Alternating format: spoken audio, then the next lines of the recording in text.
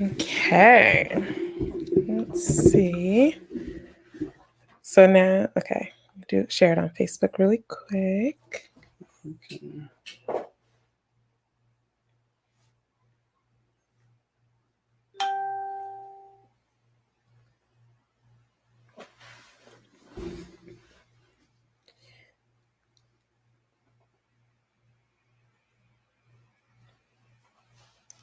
Okay.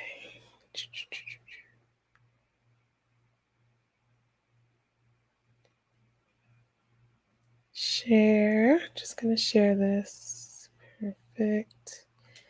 Okay. So we'll wait for people to come trickling in on in. Let me send out the reminder. Post.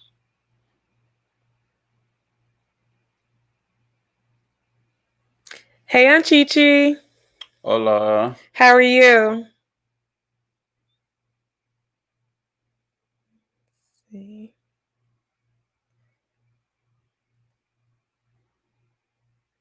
Oops.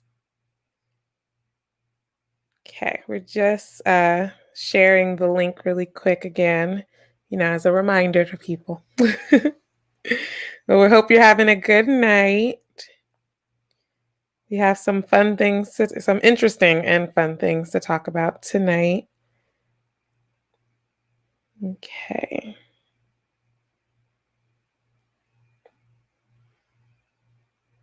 Doing fine. How are you guys? Doing well. I'm doing pretty good. Yeah, can't complain. At all. Okay. Hi, whoever just joined us. Okay, perfect. Just wanted to send it out. Yes, honey? Oh. Hmm? No, I just seen Hello. I can't see who all joined, so if you can type in the chat, hey. So people, I see y'all rolling in. Hello, everybody. We hope you guys are having a great night. Oh, let me text Crystal. So we are going to start in a second. Let me just text a link to somebody. Copy URL. Okay. You want her to join now? Yeah, if she wants to. Hey, Mama J. If you want us to go ahead and get her right now. Okay. Hey, Mom and Poppy. What's up? Hey. They're watching on TV and their phones. Thank you, guys. All right. So here's how you join. All right. So we're going to have, so last week, hey, Boobiz. What's up, Janae?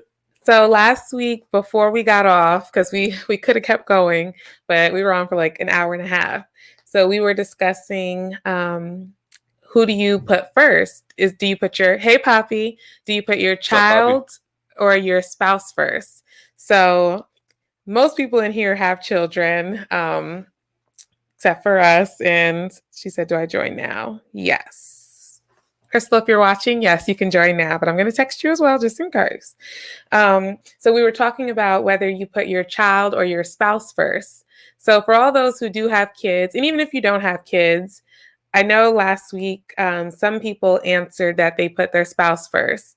Can you write in the comments why you put your spouse first?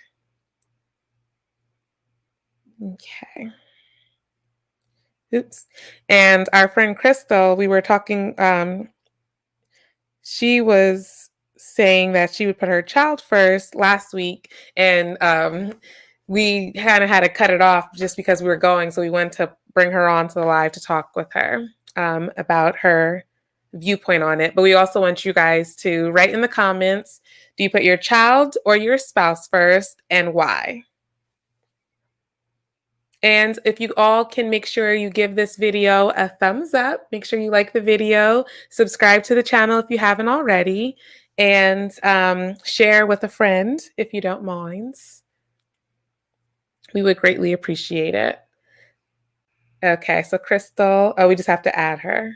I think you have to press add and then change the view. Yeah. Which one you want it to be? This one? That's fine. Okay. Let me see. Hey, Crystal. Hi. What's up? Hi. Sorry, I was listening.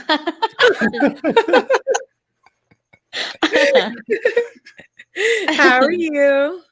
I am good, thank you. How are you?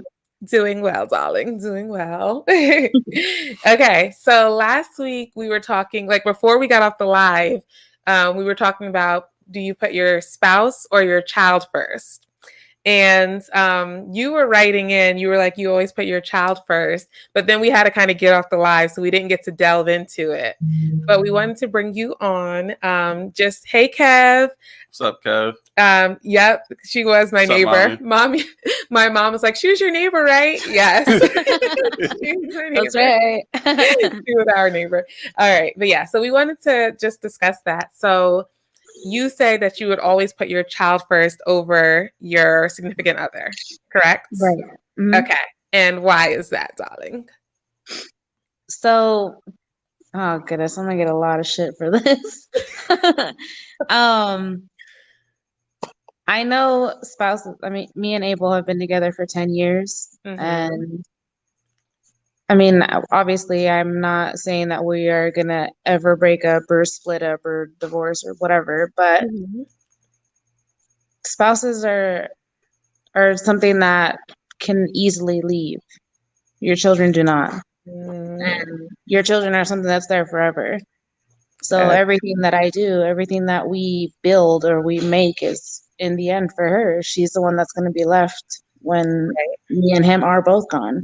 Mhm. So I always put her first. I mean, yeah, when we talk and we make decisions and we move forward and buy a house or get an apartment or whatever, buy a car, like, Is that Azania? yeah. Hi. Hey, Azania. Speaking of the angel, hello. Say hi, Izzy. She's so There she cute. is. Oh my goodness. There she Wow. She got so big. Sorry, guys. It's been a while. Oh. It has been.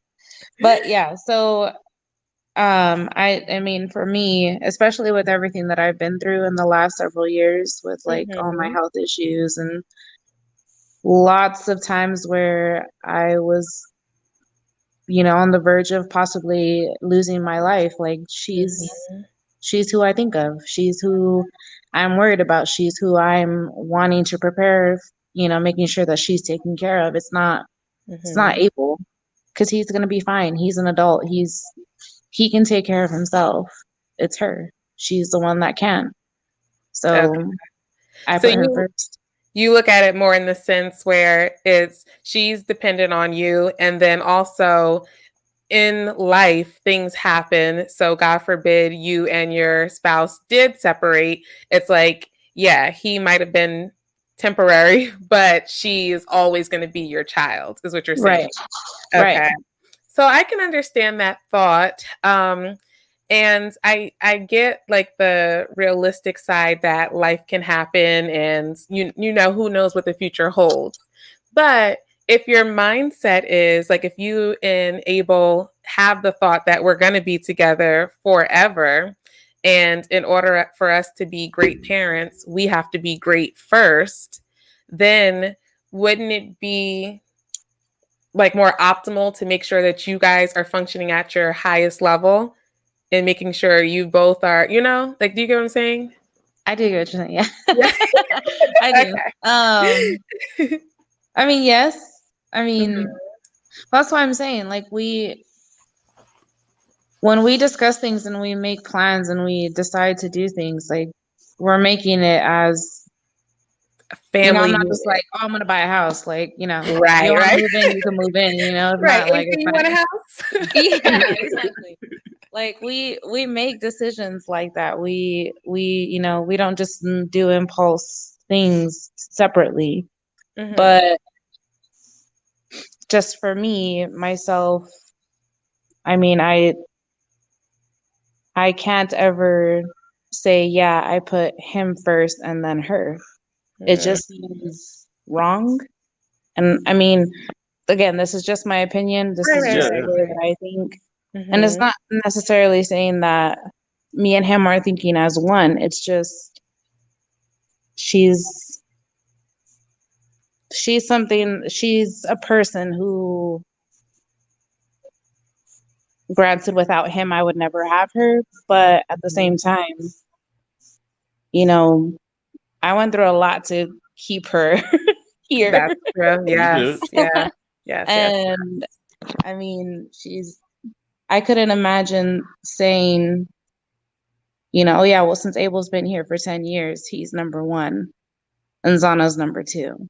Like, that just seems wrong. And if anything, I would say they're equal and Mm-hmm. there is no, one before the other. Like, it would be the same. I wouldn't be able to. That's like saying, like, who's first? I guess your family or your spouse. Like, I could never say my mom's before Abel, or since my family is separated, my mom and dad, I can't say my mom's before my dad or my dad's, whatever the Yeah, case is. 'Cause I think it is very complicated. I just want to read a yeah, few comments really quick. My stepdad said, it takes both of us to run the household, and whatever it takes to keep our household running, comes first. No household means no rent is paid, no food is bought, etc. So that's a good point too. And you kind of brought it up too, like you guys make decisions together, you do things together. So in essence, it is like you don't let your child dictate right, everything and not have your spouse make right, decisions, and his input that his input does matter. So in a right, sense, I feel like so okay, so I do think that you should put your spouse first, just because I think like that's like the first step in parenting is making sure you two are optimal, because you two are going to be the ones who are raising this beautiful blessing of a baby. So right, it's like, God forbid, something like you said, you've been through health scares and things like that. So let's say Abel's a good guy, but let's say he was, let's say that he was someone who wasn't as responsible, or, didn't have his ducks all the way in a row. And it's like, you are always putting Azania first because you have it together and you're going to make sure your child has whatever she needs. But then God forbid you pass away, he's responsible for taking care of her. right, So then it's kind of like, so I guess it goes into, for one, knowing who you're choosing to have a child with. And that is a huge decision, and something that some people don't necessarily think all the way through before they have a right, child. And then two, I think about it in a sense where when you put your spouse first, if they're a good, and it's only if they're a good man and a good woman, because if you're putting someone first who is disrespectful, demeaning, abusive, and then you're neglecting your child, that's who's that going to benefit, you know? right, So I do feel like it's not, because I think when some people hear that, and I don't know if when you hear it, you think it, but it's like, if I put him first, then it's like he is grown. He should be able to take care of himself, and she's a child. So it's like I'm just pushing her to the side for his needs. Yeah. And I think that's what, I don't know if that, I'm not going to speak for you, but I do think that's what comes to people's mind when they hear you put your husband or your wife or your significant other before your child, because they're like, he's grown, he can take care of himself. My child is dependent upon me. Which yeah, I think should be the case, but some people do push it.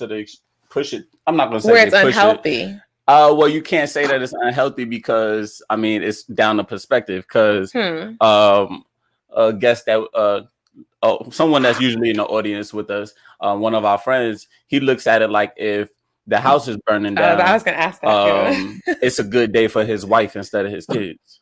Not okay. He didn't say it's a good. Well, yes, he did said say those that. words. Okay, he did say that.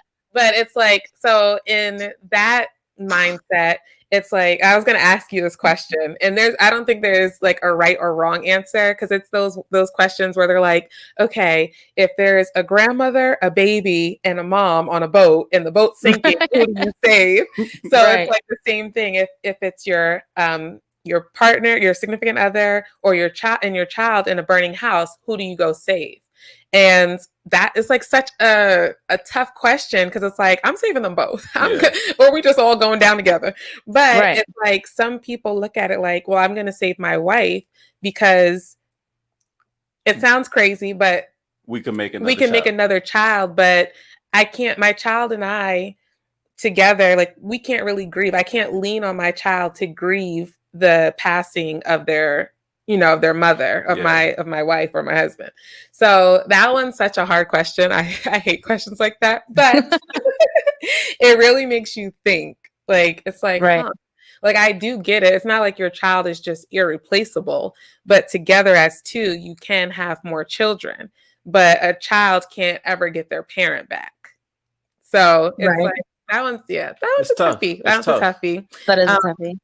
So my cousin says, I feel like this question gets complicated and it depends on who you ask. That's true. Yeah. Everyone has their own perspective and opinion. Yeah. And then my Aunt Chichi said, it is a good question. I feel like when the children are very young, babies, they necessarily need more of your time and attention. Yeah. And that's true too. But okay, so let's look at it from the side of the man. So when you have a child, like when you first have the baby, right? Does the man put the baby first, or should the man put you first? Because really, at that point, you're everything for the baby. Like, you have the breast to breastfeed if you're going to breastfeed, or like, you're the one who's more so needed for the baby at that time. Yeah. Like, you guys can change diapers and do things here and there, but should the guy put the woman first then and make sure she's taken care of and everything, because she is putting all her energy and she just had a baby? That's no easy thing. Yeah. No, it's not. Do you think in that instance that he should be putting you first? So my situation was different. Like, right, you guys. My daughter was born 2.5 months early. She was in the NICU for 2 months, and it would bother me more if he wasn't there for her. Like, that's the thing. Like, ever since I became a parent, like, I don't care about me. It's not, anything with me I don't care. It's whatever. Everything that I do and that, like I said, everything that we do and that we build and we are striving for is for the kids. That's what I'm looking for. That's what I'm looking at. So, I mean, I wouldn't expect him to be there for me. I would expect him to be there for her. And granted, she's a baby and she doesn't know anything, obviously, but it's just the point that he's there. Right. So you don't expect him to be able to stretch himself enough for both of you? No, I mean, I'm not saying that it's not something that he can't do. I'm just saying. You don't expect it though? No. When I was going through everything that I was going through with Zana, like, my focus was just making sure that everything that she needed and everything as far as like medical and, nurses and doctors and everything, like anything that they said goes. If you tell me that you need to do something then you do it. Like, that's all I care about. I don't care about nothing else. I don't care about the bills that are coming in. I don't care about, when I'm gonna go back to work. Like, when you're getting phone calls, when you're getting phone calls saying your daughter developed a, intestine thing, that's something that's 50-50 chance for any preemie baby. Like, there's no prevention. There's no, it's a yes or a no possibility either way. Like, and your daughter gets it, like, nothing matters. It doesn't, I'm not worried about, like, is he going to come and put my shoes on for me or help me wash my hair or, give me a hug or a kiss or, you know what I mean? Like, I'm not thinking of that.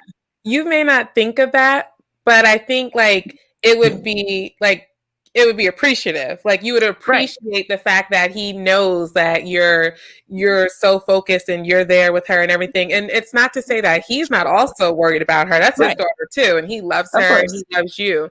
So I get what you're saying though, and I do think, I mean, because like I said, we're not parents yet, but I do think like you get on that.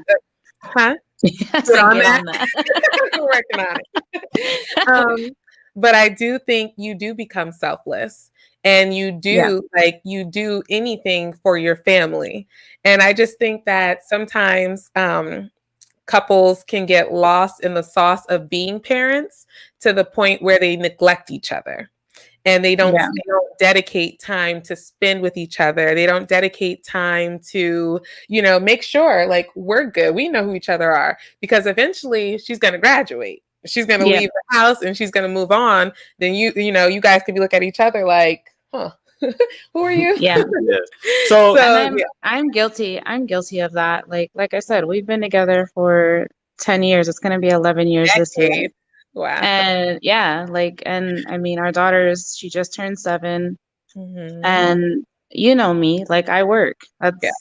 That's what I do. I'll work 2 to 3 jobs if I have to. Like that's just how I've always been. And last year in October, like I got hit like really hard with like, I'll explain later, you're going to be shocked. But anyway, I was a shot victim of a drive-by shooting. So I almost died. Wow. But thank God that you're alive. You're still here. I know. Oh, and that's why I'm saying like everything that's happened, like, I mean, the other stuff that happened was serious too, but this was like legit, like there was not knowing anything. And the only person that I wanted to tell, that I wanted to know so that they could plan or do whatever was Abel. He was who I was trying to call. He was the one that I was trying to inform. And like now, like I tell him like, I want to do more trips and I want to spend more time, because I wasn't doing that before. I was focused on working and, hustling and doing my thing and whatever. But all right. So even though you don't choose to depend on him, right? Right. And you put your child first, does he just put her first, or does he feel like he put you guys like equally ahead of himself? Do you know? I don't know specifically, but I think he would put us equally. Okay. Like anytime that anything has happened with me as far as medical wise, like he's just done what he has to do. Right. He's always and especially with everything that, happened a couple of months ago, like he just did what he had to do. He was there for Islana and, took care of her in the way that he needed to, but he was also there for me in the way that I needed. So I think it's just something that he does equally for all of us. I mean, including his other daughter, Lena, as well. So, and I think, oh, sorry, go ahead. I was just saying, managing it all. I think he does it the same. Nice. And I think you made a good point to where you said that you have been guilty of kind of just putting her first and work and, kind of tunnel vision. But that experience kind of made you appreciate life and what actually matters, which is Abel and Azania and Lena. So it's kind of like, I think it's a balance. It's not just, oh, it's all about you, we neglect our child, but it's like, it's all about both of you. And, we do have to be great so that we can raise great children, but our children are both of our priorities as well. So we're going to do everything that we can to make sure that they're set up for, their future to be wonderful and that they have everything that they need. So that's why I think it also, like I was saying earlier, it goes back to also having a good spouse, a good significant other, because you both have this goal to make sure that your child has everything that they need and that they're thriving and moving forward. So thank you. So with all that being said and knowing you, right, do you plan on being married and getting the last name? No. No to the last name or no to both? No to both. Okay, so why not the marriage? Even though you see yourself being with him as long as you guys, Shall live. shall live. This Yeah. is the only person If that you you feel think of. comfortable talking, because this, Yeah, I mean, yeah. yeah. Please, That's fine. feel I mean, we get asked this question a lot, obviously, and the time that we've been together, everyone's always like, "So when are you getting married? When yeah. are you getting married?" And And it's especially not my even mom. for me. It's not the time. It's hearing what you're saying now. With everything that you can say, why wouldn't you want to be married? So, oh, good. You guys are gonna get me in trouble, I No, swear. okay, let's not talk about this yet. I want you to talk Um, to Abe about it first. No, let's not talk about it right now. Abel Okay. already knows. It's fine. Abel, we've already discussed it. I mean, It's obviously not our trouble with him, is conversation. it? No, No, I no, mean, no, no, no. I didn't Like want you we've, to put it out there without telling him you're gonna put it out there yet, because that's still your personal business, you Yeah, know. yeah. oh, I mean, he's fine. Okay, he'll be all right. No, sorry. Well, he's fine. I mean, it's so growing up, like, it's not anything. It's just when I grew up in a religious home. Like, everything was, if you do this, you're sinning. If you do this, you're sinning. If you do this, it's by God and for God. And I'm not saying anything against religion. I grew up Christian. Mm-hmm. It's not anything against that. It's just I don't have the same mindset and thought process as them. It's not just because I'm not married doesn't mean that I'm not committed. I've been in this relationship for over 10 years and he has been the one. Like, I've never thought of anything else and have not wanted anything else. And he is who I see myself growing old with, whether we're married or not. Mm-hmm. So I don't think being married changes that, Okay, or will change that, if that makes sense. Okay. so Um, go ahead. I was just gonna say, I mean, we've been living a married life for 10 years.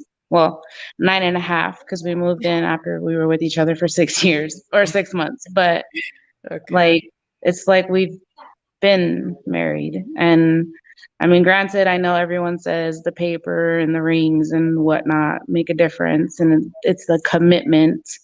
Excuse Mm-hmm. the gesture. Don't mean to offend anybody, but but I'm just saying, like, I Uh-huh. don't think it makes you more committed if you're married than when you're not, because it's something that you choose to do either way, Okay. signed Um, paper or not. so let's see. My cousin said common law marriage. Is AZ a common law marriage state? No, Arizona No, is not a common law marriage state. no. Mommy said financially it makes a difference too. Mom, are you saying financially it makes a difference when you are married? And Booby said, if so, then she's married. Technically. So I Exactly. I do understand the perspective of the paper, the rings aspect of it.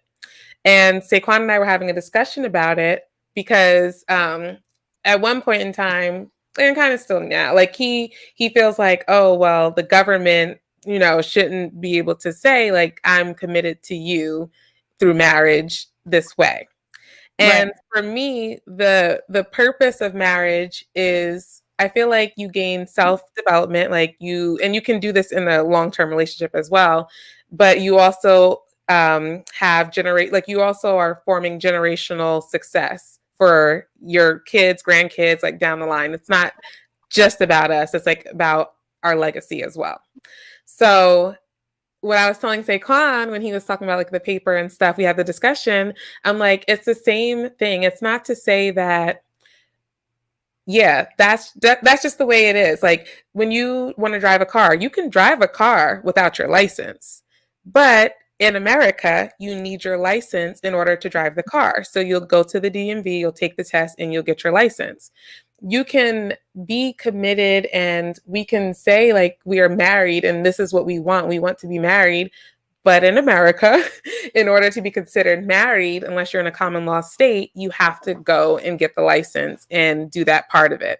So that's where I look at it. Like I get the whole. Like, a lot of people say that they're like, oh, I don't like the whole contract part of it and the whole government part of it. But I'm like, that's not marriage. That's just the license. That's just the way that it's set up in America. But I understand what you're saying. But I just want to read the comments really quick before they get off the screen. Oh man, it just got off the screen. Let's see. I have a question. Does it make you more or less committed or more or less covered by the law, the banks, and God? Question mark. And then we're going to answer that. My mom says, yes, God forbid one passes, the other can get the Social Security benefits as spouse when you're actually married. And my friend Damien said, preach. And then my aunt said, marriage is, at the end of the day, if we take the romance out, a contract. It is. Marriage is a business. Like this is like a whole business. And then let's see, drive the car. And then my cousin said that part on Chichi. I wasn't about to get legal, but I guess we can. Yeah. Now see, and that's now my whole outlook on it is if we can talk maturely about marriage to reach the point to say that it's not just love, it is business and other things into it, then okay, then I could accept to say, yeah, the government this, the government that, these contracts this contract that. I accept all of that. But if we walking into this saying, oh, let's get married just because love, I can't fully just jump on it because of the fact that that's not why they have it set up this way. Right. And I don't think that marriage is just love, because you can, like, there's a lot of people who say they love you. True. And then that you break up or you get divorced or they're cheating. Like, so just because you love somebody, it takes way more than that for a marriage to be successful or for you to say that this is what we're doing moving forward. So I do agree that marriage is more than that. And to go back to Damien's question, when you are married, you are covered more so. Sorry, I'm just reading the comments. But you are covered more so by law. So God forbid if like I'm in the hospital and I can't breathe, like I'm on a feeding tube and I'm unable to speak or talk for myself. If we're not married and I don't have you as my, what's it called, hon? I forget, but I know what you're talking about. And my attorney, you know what it is, guys. Power of attorney. Thank you. If I don't have you as that, then my mom can make the decision, or you know, like she would be the person who would make the decision. And if we had a discussion about what I wanted, then she comes in and it's different. Like she's like, no, like if I say do not resuscitate, and he's like, he's going to honor that for me, but she's like, she gets to make the decision because he's not my husband. Then she's not honoring my wishes because, you know, as a parent, she's like, no, we're fighting. She keep on feeding her. We're going to figure it out. Yeah. So I do think by law, there are benefits to to being married. And then what else did he say? Covered by law and the banks. Oh, the banks and God. Bank is a huge thing. So if you're not married and you're not a beneficiary or you're not like you don't have a joint account, what can you do? Like you can try, I guess, to fight to get access to, you know, the money, the accounts and things like that. But as a spouse, it would be much easier for me to handle it. And that's why we did talk about this before, that it's so important to have a will, a trust, to have life insurance, to have these things taken care of beforehand, because God forbid anything happened to any of us and we don't know what could happen at any time. You want these things in place so that when someone does pass away, there's not a whole bunch of confusion and, you know, people fighting over, oh no, I'm getting his money, or, you know, foolishness. So I do think it's important to have it written, but I do think those are some benefits to a marriage. And then also, like with generational success, I think about in a legacy. And like when I think about like building a family, with marriage, I feel like, okay, we are committing to this family. So like we are the St. Hilaire's and our children boys and girls. For a while, girls will be St. Hilaire's as well. So we're passing down this last name and we're passing down this legacy.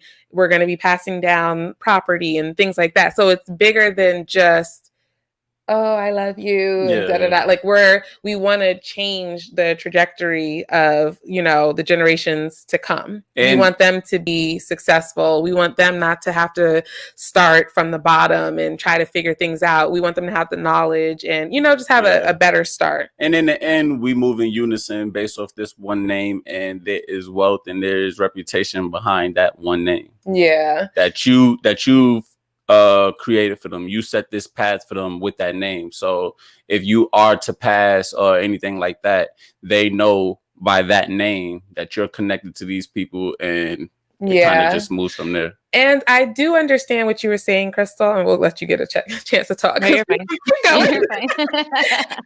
I do get what you're saying, that but I feel like you guys are like a minority in thought, as far as like, we're together, we're committed, we're working on generational success for our daughter. I think a lot of people who are in a relationship and who don't have the thought of necessarily going towards marriage, that's not they're not thinking like future. Like they're just thinking like, oh, I love him, we're together, we're having kids. You said the one that's not thinking marriage? Yeah. Like I feel like there's a minority group of people like Crystal who like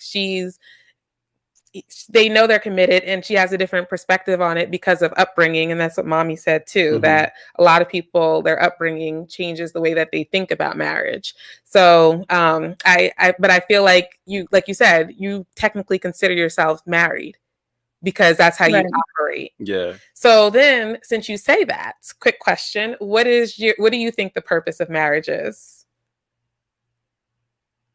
I don't think there's a purpose per se. I think it's whatever you guys build your relationship on. Like, you guys have like, not you guys, but people that want to get married and have that, what's the word that I'm looking for?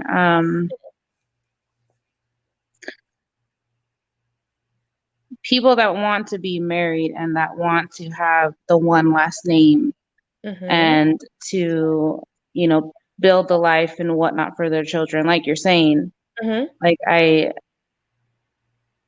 don't think it's necessarily a purpose. I just think it's something that they believe is the right thing to do for their relationship based off of, again, their upbringing, like she said, and, you know, the way that they view things. I don't believe in the one name. My daughter has both of our names. I'm not that type of person. If we did get married, I would not remove my last name. It would be added to it. And the same thing for her. I'm not, when we teach our daughter and we, you know, tell her things, I'm not telling her that she has to do it one way. I'm telling her that she has a choice. She can choose to do this, this, and this, or she can choose to do this. Like you have that choice. You have, just like voting, you have the right to vote. If you don't want to vote, then you don't got to vote. You know what I mean? But like, it's the same thing. Like, if she grows up and she wants to be married to somebody and they want to take that route and she wants to take his name only, then that's something that she's going to choose, not something that I've instilled in her brain and told her, you have to do it this way. To me, that's not the way it works. Everything is a decision. Everything is based off of what you guys feel is right and best for your relationship. That's just the way that I see it. Okay. So let's read the comments really quick. All right. Damien said, I know firsthand how things can get crazy between a relationship that didn't have their union certified by the courts and by God. Nevertheless, every situation is different. If it works, don't rock the boat. I didn't read it. I know. Don't rock if the it boat. Works, don't rock the boat. Okay. And then your mom. Janae said, exactly, Crystal. My mother said, everything has a purpose. Just like people who want to stay unmarried and live together, it's for a purpose. And I mean, I agree with that. Everything is purposeful. Everything is purposeful. And I mean, in this situation, the I mean, I don't know about the. I guess I really don't get it at the end of the day. Why we would necessarily want to be unmarried? It's just personal, Preference. preference. Personal preference. Yeah. Yeah. Yeah. I mean, Yeah. it's not that I wasn't raised around, I have, family that's married and they've been married for many, many years. And, Mhm. I love the relationships that they have with their spouses, but it's just not something that I necessarily need or want. Because I have it in my own way. We're just because we're not married doesn't mean that we don't plan and view and do all these things just as much as you guys would. Obviously, our way is going to be a little bit harder, Mhm. take a little bit more steps, a little bit more paperwork, but it, I mean, either way, it's going to be handled the same way. Yeah. Well, so in the end, paperwork is involved and the government has to be involved. So Exactly. Yeah. might as well just get married. No. I mean, Sound like my mom. yeah. Yeah. I Like guess. literally. I guess I Either get way. it. I mean, I get it in her. And see, the thing about it is, even down to the kid, and on her end, she is working off the safety net of what if this don't work. But that, I mean, it's a realistic mindset, but I just feel like it's kind of like you manifest what you think about.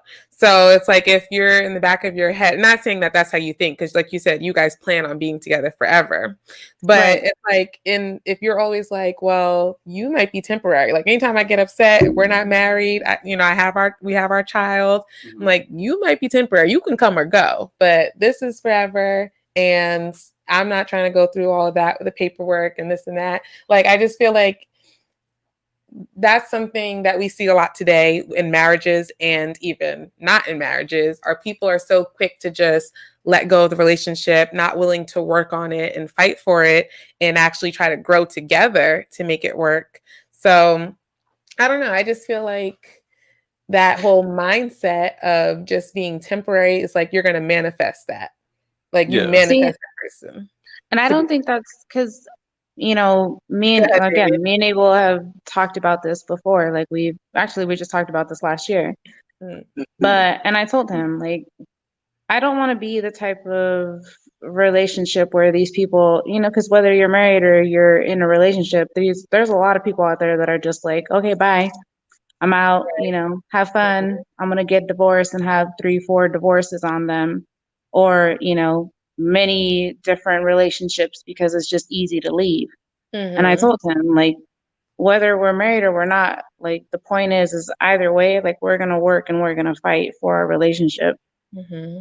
And I believe that's part of the reason on why we've been together for so long. It's not Mm-hmm. something, no matter what, as long as you make that decision to commit and to build a life with somebody, whether you're married or not, like that's a choice. You're going to Right. choose to fight. You're going to choose to make it work. You're going to choose to make sure that it's just not that easy for them to just walk out the door. And that's what I told him. I'm Mm-hmm. not, just because we're not married doesn't mean that I'm just going to be like, okay, see you later. Like, no, bro. Like, we've been together for almost 11 years. It's not going to be that easy. Like, we've Right. put everything into this relationship and we've been through a lot. And it's not anything that I'm just going to be like, okay, see you later. Mm-hmm. Have a nice life. Because that's a lot to lose. It's a lot A to lot let go of. invested. And Yeah. yeah, and I don't want to be that person to just let that go just because, whether I'm married or not. And that's why I'm saying I think either way, it's just a decision that you make together. It's something that you decide on and you build off of that, whether you have the paper and the, ring and whatnot or not. So, Okay. So, Navarro. Navarro said, marriage is a type of agreement to create generational wealth along with doing life with one partner. Damien had a question, but let's read the first comment he had. Miss Crystal, number one, thank you for your honesty and openness. You said you're showing your daughter that she has a choice. How much is the lesson being verbally given as opposed to visually being taught? And if you were asked by the love of your life to marry right now, would you? Okay, Dave. Yes. That's a good question.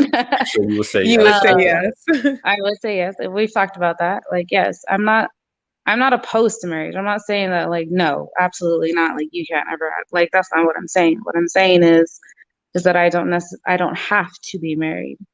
It's not something If you're you seeking at all. right. It's Okay. not something that I'm like, okay, if you don't ask me to marry you by this time, like we're done. Like no, that's not what I'm saying. If he does eventually propose to me, okay, yes, there's no reason for me not to. Like I said, we've already been in that mindset. We've already been living that lifestyle. Would you be And excited though if he got down on one knee? Would you be cheesing and oh, of course, like yes? come on, like who wouldn't? You know what I mean? Like obviously. But and then as far as like my daughter, so she's 7.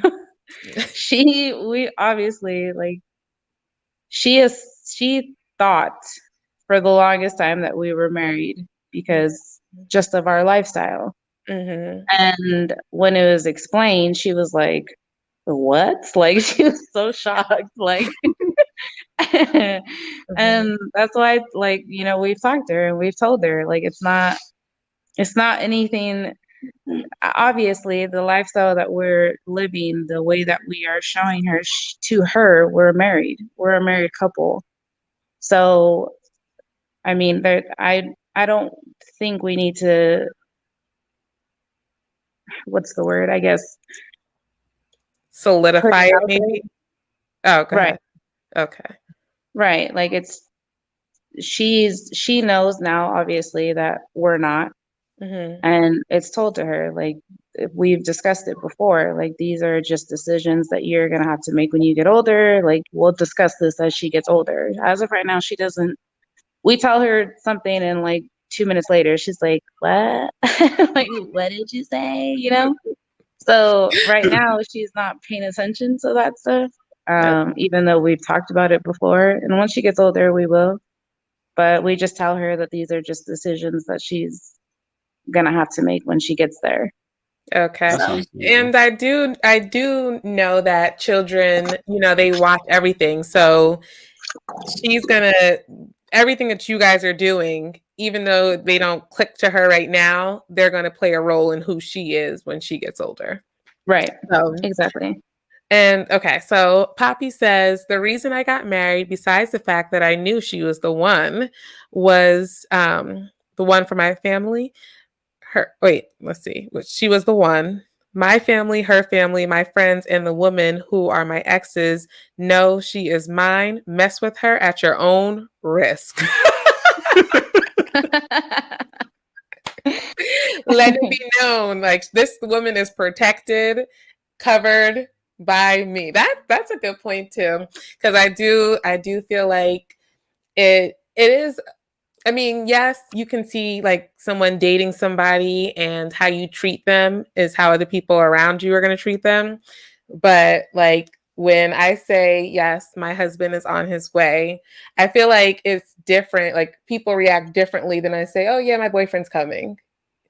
Like I think mentally people are going to, I mean, it doesn't really matter per se what other people think, but I do think it's a different, um, It changes people's view based on the status of me. Like they look at me yeah. different based on being a husband rather than just a Just a boyfriend. boyfriend, yeah. So there's a lot of factors that play in it. And Crystal, I really appreciate you coming on and joining We us did. and We sharing everything with us and please everybody. please I don't know what. Drop some Everybody, hearts in the yes, comments or some anything heart for Crystal. emojis. Yes, we love you. And yes, we definitely have to catch up, girl. We've been saying it and we haven't done it, but we I are know. going to catch up. Sounds good. All All right. right. So Thank you. you're welcome. Thank you for joining us. Thank So, you, Crystal.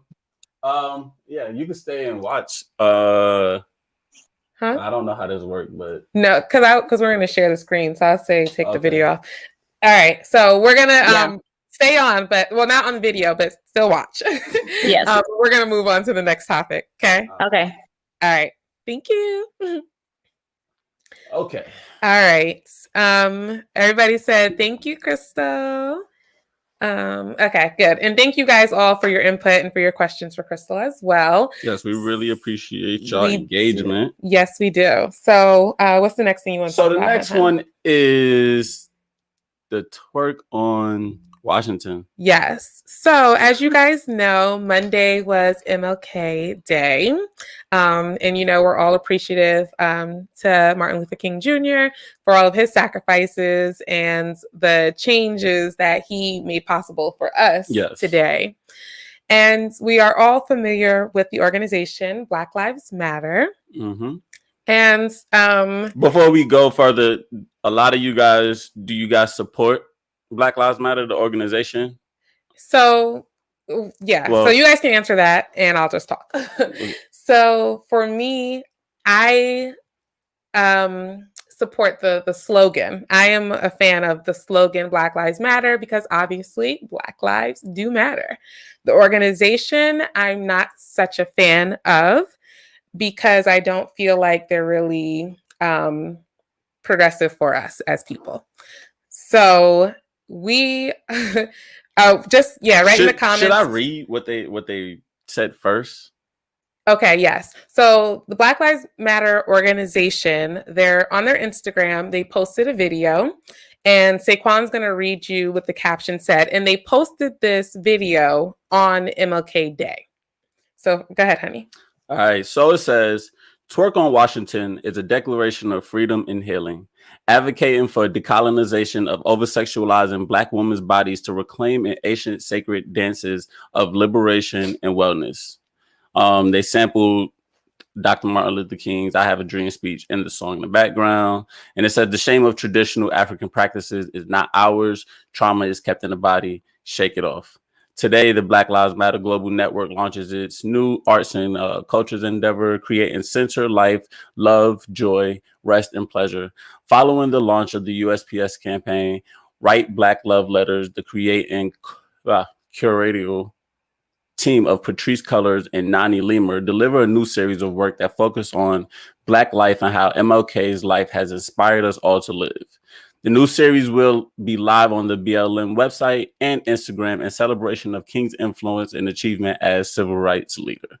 I really don't even need to read all of this because this don't even have anything to do with it.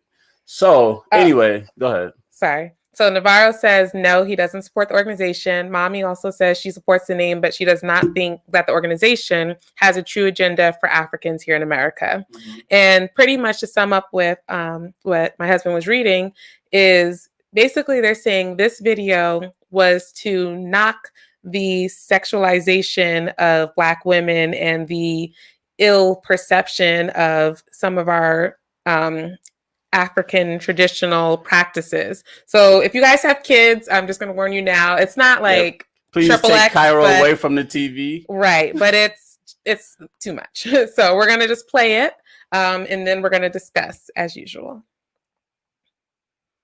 And this is on their official page. You got it, Hannah? Mm-hmm. Okay. The sound? Is the sound right? Oh no. Okay.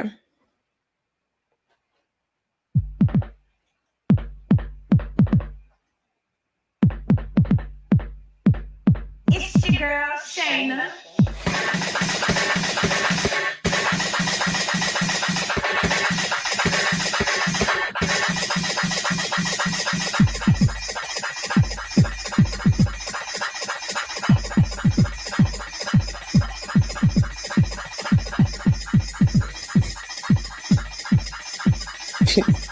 Are we on mute? Mute us, please.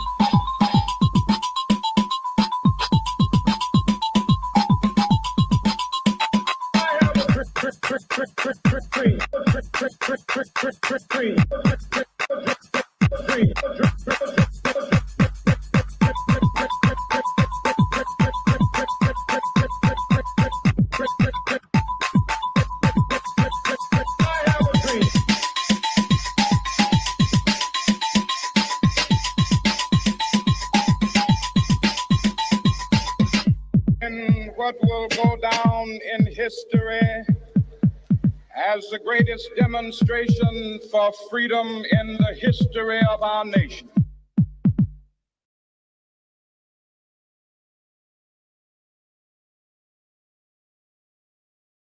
Man. Okay. So Jesus, Booby take the says, just trying to figure out how this is cute. It's not. It makes her look bad as a female. It does. wheel. It does. And it makes us look bad as Black people, like we have no class or home training. Yes, it does. These are, let's see me, these folks that embarrass us, shaking my head. Yep. Jesus, take the wheel. Lord. Yep. Navarro said, really? And Aunt Chichi said, what foolishness. So this is why I have a problem with the organization. Well, this is part of the reason. For one, I don't feel like their agenda is for us. They wanted, they literally had on their website that they wanted to take the men out the house. Yeah, they did. Which is crazy. But also, Black Lives Matter organization, as well as like some of the connected organizations, they've gotten over $10 billion. And I'll even like, honey? This is straight from a Boondocks episode. It is. They talked about this. They talked about that. And the money is not going to us. It's not going to our communities. The smaller Black Lives Organization chapters, they're even asking, where's the money? Because they're not getting it. So for them to put this video out on MLK Day and say that this is their new Black culture and arts representation program that they're starting, this is where the money's going? Yeah. And I have never seen any African tradition that goes in the middle of random monuments and starts twerking. Nah. And then they say they want to decrease the hypersexualization of Black women, but the video just focused on her behind and her breasts. My biggest thing is that the objective of Black Lives Matter? Right. We're not trying to reclaim sexualization right now. We're trying to fight for our lives, get justice, and do better. So we let's see. So I was gonna say tea time. Navarro said, really, Chi-Chi says, what foolishness, is straight from a Boondocks episode. And Mama J says, no wonder they don't take Black people serious. Yeah. Yes. And that Instagram page for Black Lives Matter has over 14 million followers. Yeah. So they are a representation. Not 14 million, but 4 million. Oh, they must have lost some. I thought it was down. I think it was already 4 million. It was 4? Okay. It was actually 4.2 before. Okay. So they going up still. So I forgot what I was going to say now. Sorry. But about it being reached to that many people. Oh, yeah. But so they are like the representation. That's the whole movement. That's the whole Black Lives Matter. We need justice. That is the movement that is supposed to be representing our people. And that's what they're putting out. Yeah. And so many people in the comments have said, this is disgrace. We don't agree with this. This doesn't represent us. You're not speaking for me. Accident, they got hacked. Yes. And still, they will not take the video down. So I think we all need to be careful in what we support and understand kind of the root of the things that we're supporting, because Black Lives Matter is a catchy phrase, and it's an important phrase because of everything that we've been going through. Like we do matter, obviously. But this organization took advantage of that, and now is running with it, and it has its own agenda that's not in line with helping our people at all. Because that's not helping our people. No, it's kind of like you just getting bamboozled. Yeah, they standing up for Black people, taking all this. Said who's the followers? Said that's a good question, and I don't know. I mean, I would assume that most of the followers are our Black people. Yeah, of course. They are. And you know what? Okay. Hey, the first people I see are white people. But there's a lot of Black people following them too. I mean, yeah, there's a lot of Black people, but there's quite a lot of white people. I mean, of course, because a lot of white people are supporting the movement as well. Yeah. So they're standing behind. I mean, it's 4 million people. That's a lot of people. But this is the problem. And it doesn't matter if it's white people following them, because right now things move off the numbers and the majority. So all it is this number of people backing Black Lives Matter, and then it kind of looks like it's our organization. Right. It doesn't matter. It doesn't matter what people look at it once they look in deep of it, in deep the details, because it's ran by Black people, right? Yes. It's ran by Black people, so it don't matter what the followers are. Yeah, but the thing is, it's something that I think about as far as like just protesting in general. I'm not against protesting. However, I just feel like what is the plan? What is the agenda? What are we trying to solve here? What are we trying to resolve? And you go out to make noise to bring attention so that people look and can make a change. But if you don't even have something in place for them to change, then you're just going out there to make noise and nothing really gets done. And I feel like with Black Lives Matter, the organization, people thought that this was going to be a huge voice to say, okay, we have money behind us. We have this voice. Everybody's paying attention. Here are some action steps that we want to take. And it was just really, we were bamboozled. Well, I won't say we, but people were bamboozled because now they have all this money, they have all this follower, and they have all this, they have all these followers and views on them, and this is what they're choosing to do. Yeah. So I honestly, I agree that it really makes us look bad. And I don't blame the girl in the video because obviously somebody was, someone talked her into doing that. And you say you don't blame her? I don't really blame her because as a society, these are things that are acceptable. Like this is like you see people twerking all the time. You have people, remember there was a video, I wish we had it pulled up, where these women were twerking in a restaurant and this man said, "Can you guys please not twerk in my restaurant?" Yeah. And people were attacking him online like he was wrong for telling them this is not what we want in this establishment. There are kids that are eating there. There are people like you're coming there to eat. I don't need you shaking your junk while I'm eating. Yeah, but this brunch culture then took it too far.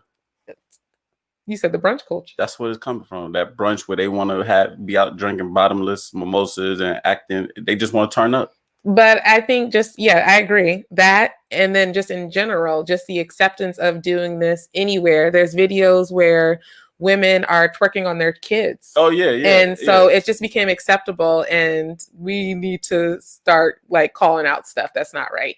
Mommy said, "You two are correct. That video did hypersexualize Black women." It did. It did the exact opposite of what it was supposed to be doing. Exactly. How do you say you want to stop something by doing just that?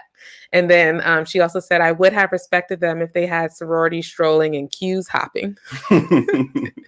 Yeah. I just feel like too, it's like, that's just like they try to make it seem like, oh, this is our African roots, but that's not our African roots. Yes, twerking was a part of the dance of African roots, but they're usually together. Like that wasn't like a choreographed dance where it's a whole bunch of people together and stuff. And then you're randomly doing it down the street, up the steps, in the middle of things. You got little kids turning around looking at you. You're in a place where it doesn't even culturally make sense. Like it. Yeah.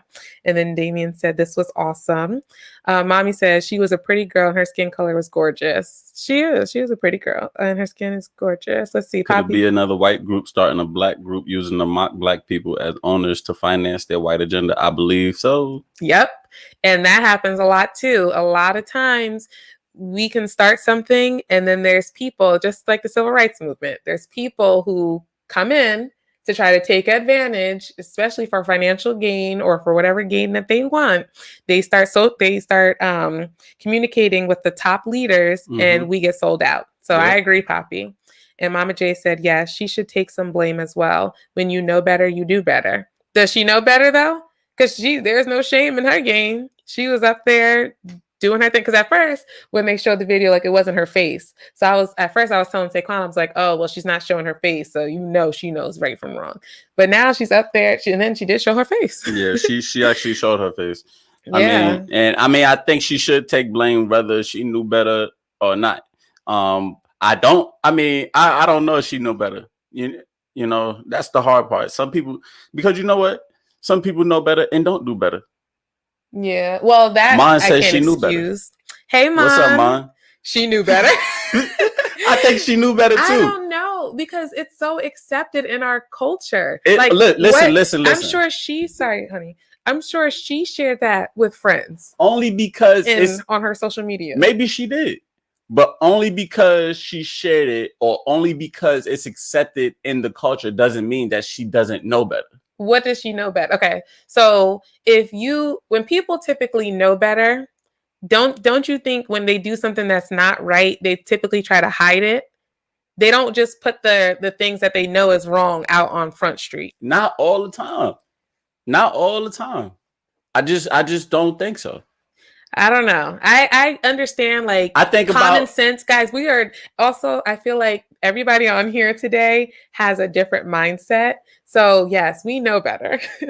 I don't think everybody has that mindset where they just see this. They like, I don't know. I don't so know. put it like this. Okay. But we know people, right? Mhm. That we equally think, right? Mhm. Are just as intellectual as we are, or equal morale, right? Mhm. That we've seen do things that we like, okay, why did you do that? And they know better. We know they know That's better. true. People do that. They do. You get what I'm saying? We I know agree. this. That's true. And when you talk to them and they laugh. They laugh. They They're think like, it's funny. yeah. They just wanted to do wrong at the time. Yeah, that's true. Let's see, Mama J, you want to read her? Exactly. I believe there are a lot of us who don't know the real meaning behind Black Lives Matter. And Navarro said we need to stop doing the society accepts. We need to have respect for our community and self. I'm talking about our community. Our community accepts that garbage. Our community accept, like, where is most of our community? Like, what is most of our community doing? Our community is what's accepting it. And a lot of people aren't correcting it. A lot of people aren't saying, no, you're wrong. That's not okay. A lot of people see these women twerking on their kids, and they're quiet. And unfortunately, it has stretched past our community. It started in our community for sure. You can't say it hasn't, but it's definitely gotten to other people, other races, which is fine if it stretches. Like, but the thing is, okay, it can stretch wherever. Like, different cultures are going to do different things. Things are going to stretch. Things are going to happen. But it's like when you see wrong, you have to. If you don't nip it in the bud and let it be known that as a culture we're not doing this, then that's when it becomes a problem. Yeah, I mean, that's what I'm saying. But it's stretching from us. So if the problem about it is when it's stretched from us, right? Mm-hmm.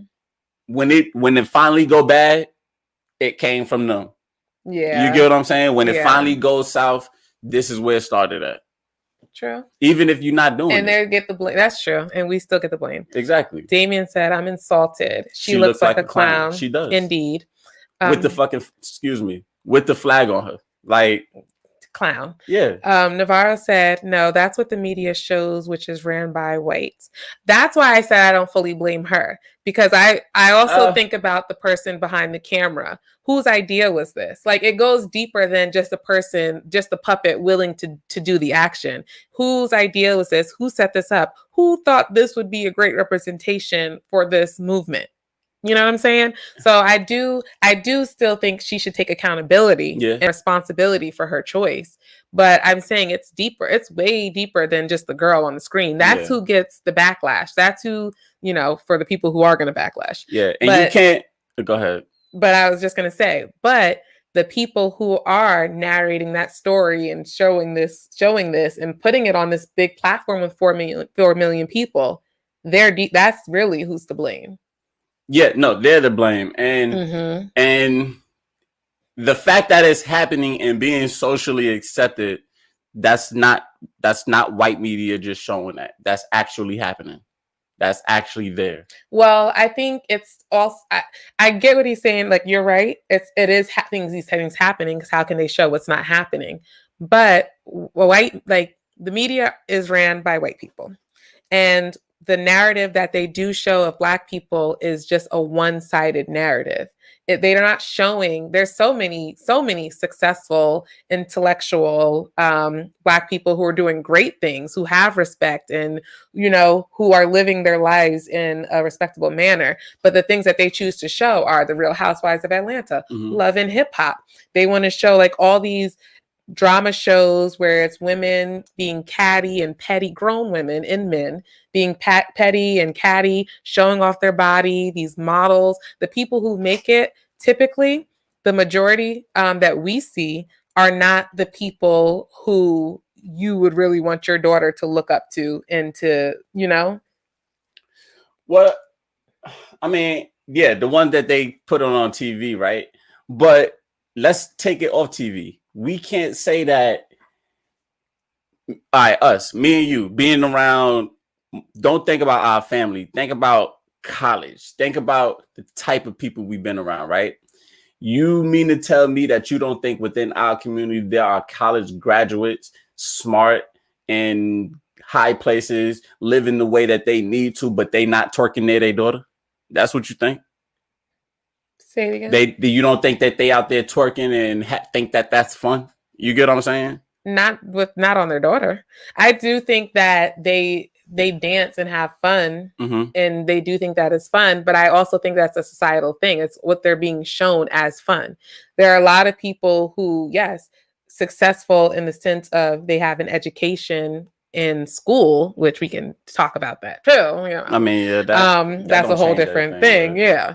So I do understand that, but I do think the narrative that's pushed, like the Cosby Show was a great show. That showed us in a different light. That showed educated people who weren't out there drinking and smoking, or, you know, if they showed those things, it would be like a lesson in it to say, no, this is not what you do. You're going, you know, you want to go on the right path, blah, blah, blah.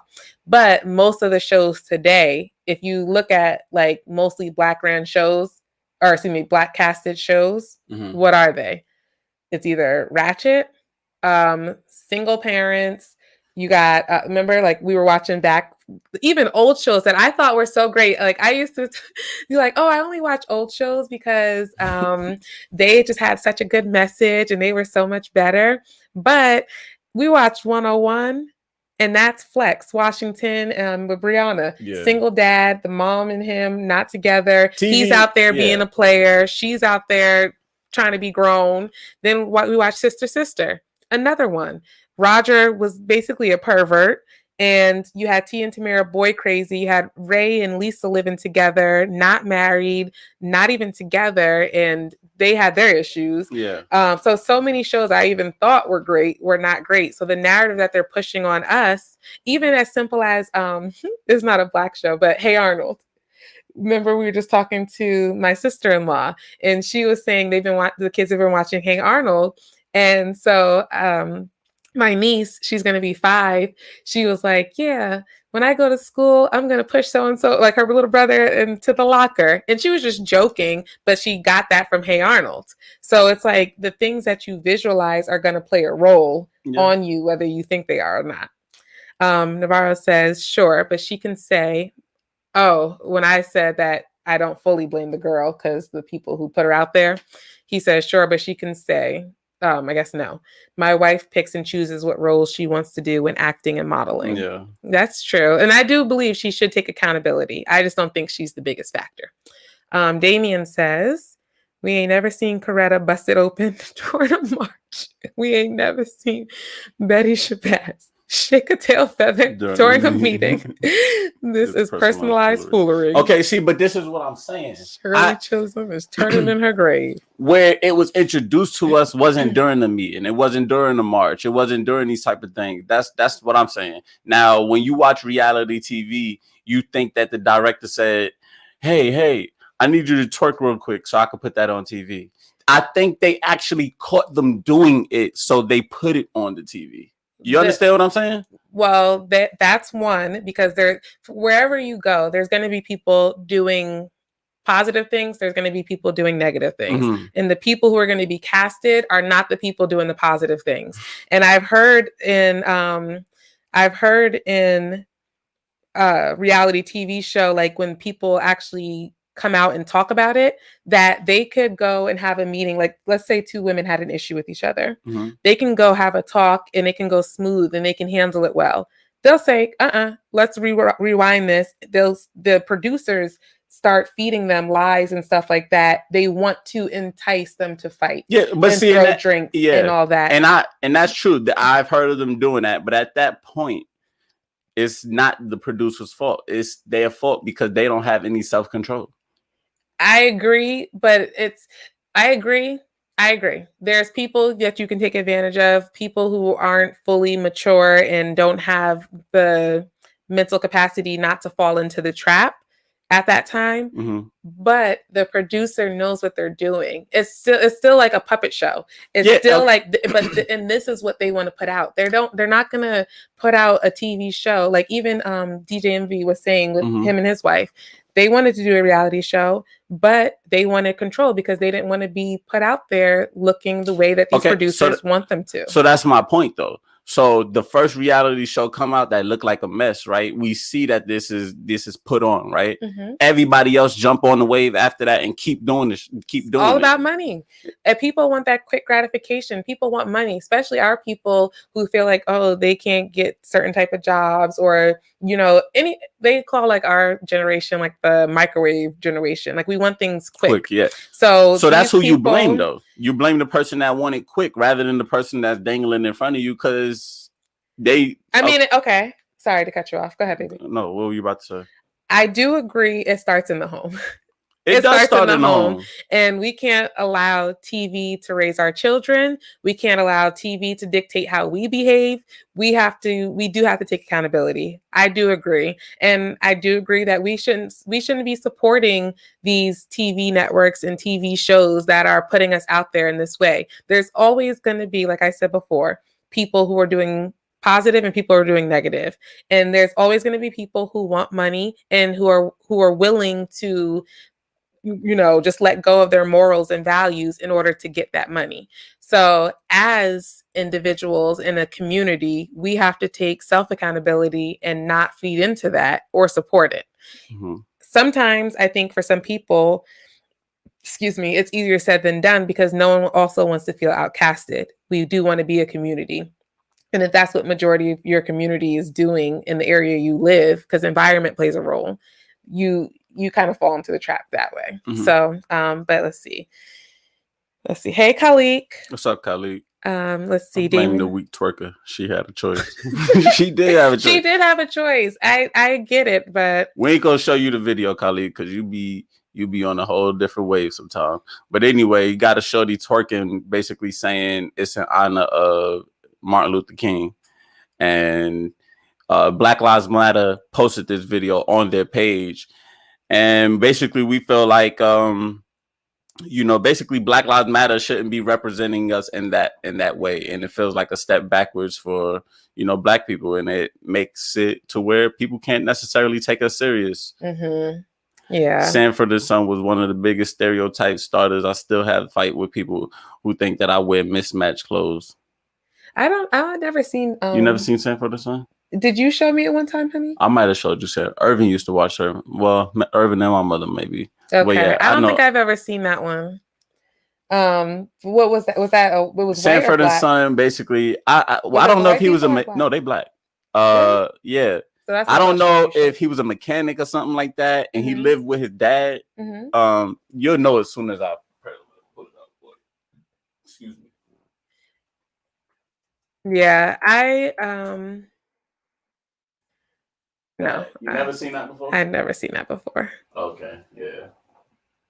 I watched a couple of them. Was it pretty stereotypical though? I'll be honest, I haven't. Remember? I don't remember what I may have showed you once and we didn't make it through. So now I have to sit back and watch it. Yeah, we're going to check that out and see. But there's so many just now as an adult with the wisdom that I have, sitting back and rewatching certain things. It's like, sheesh, they were just always and people really don't think about it, but television programming. Junk dealers. Is programming, like literally it's programming people. So when you sit and watch these shows, you sit and watch like drama shows and ratchet shows and all this stuff, it does play on you. Even if you don't think it does, subconsciously it goes in and it's playing a role on how you behave. Yep. Watch the Power Trip podcast. We deprogramming people over here. Let's see. I watch that show every day, Poppy. So what do you think about the show, Booby? Do you feel like it was stereotypical? Let's see. Poppy says the Spanish friend always wore mismatched clothes and had a thick accent. The Spanish friend. They played stereotypes on the Spanish friend, and I don't know if they played the stereotype on the I gotta hear the accent, but I mean Spanish people got an accent though. But they probably try to put extra, extra. So we are going to go to the next topic. So thank you guys for talking with us about that one. Okay, let's see. Sorry, Khalik. We're going to show another video. Yeah. So, right there at the bottom. I think it might be this one first. Oh, there's two of them? There's a few. Because they all broken down. Okay. All right, so let's see. Oh, Booby said the whole show was racial. I didn't know that. Yeah, that's interesting. Let's see this real quick. Okay, so this next clip is this woman who is 22 years old. Because give the backstory, honey, because you read on it and you said that this is in a hotel. Yeah, this is in a hotel. Basically, this girl is in, I guess, like the store of the hotel downstairs. Mm-hmm. And basically, she's accusing people of her phone, and then this guy comes downstairs. Yeah, stealing the phone. Mm-hmm. And the guy comes downstairs with his son, or the son is already downstairs. I'm not really sure which one and what order. Mm-hmm. But she's accusing this little 14-year-old boy of stealing her phone. And let's just watch how this plays out then. Right. Okay.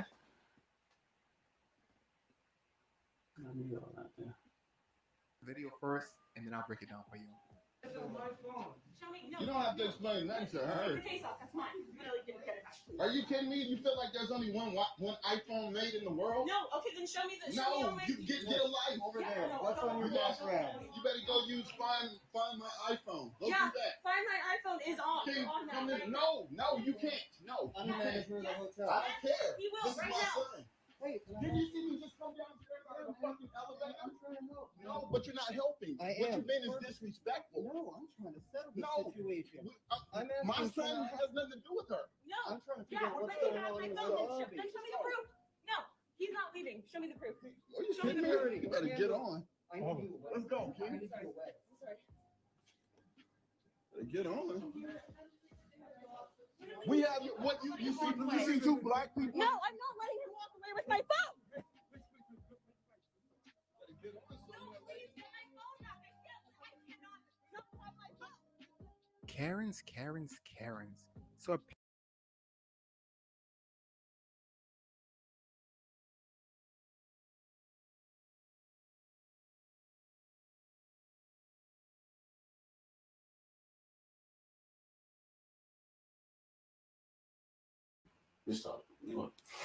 Okay, I don't know what happened. He has to pull up another part of the video.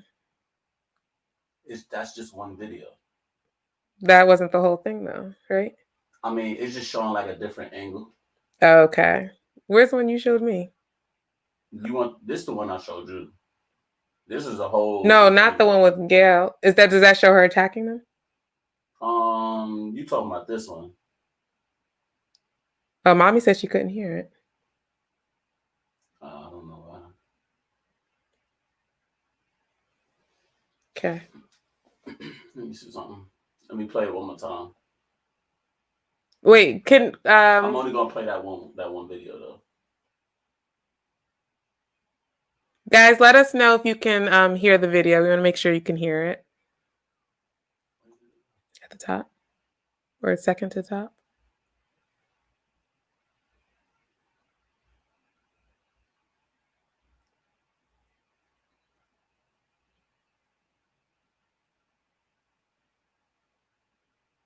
Can you Karens nowadays? can you turn it Let's up? watch the video first, and then I'll break it down for you.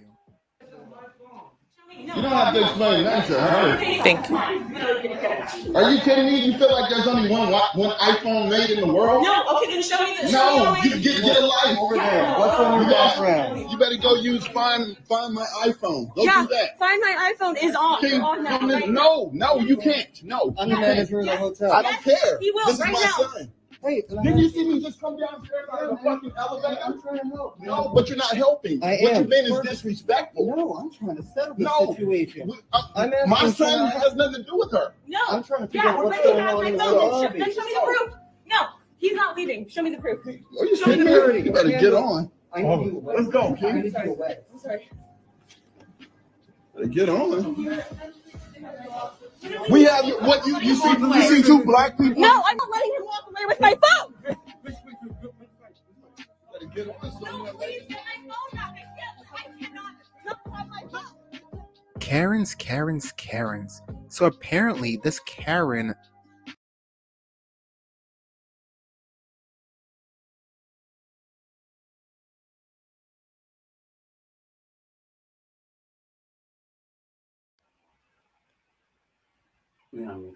Oh, okay. So I don't know. I don't know what's going on with the video, but that part just shows. So basically, the son came downstairs, and he was out on his phone, and she was already accusing everybody else in the hotel of stealing her phone. But then when it came to him, she was just so sure that it was him. And this clip that we're about to show you is what she ended up doing.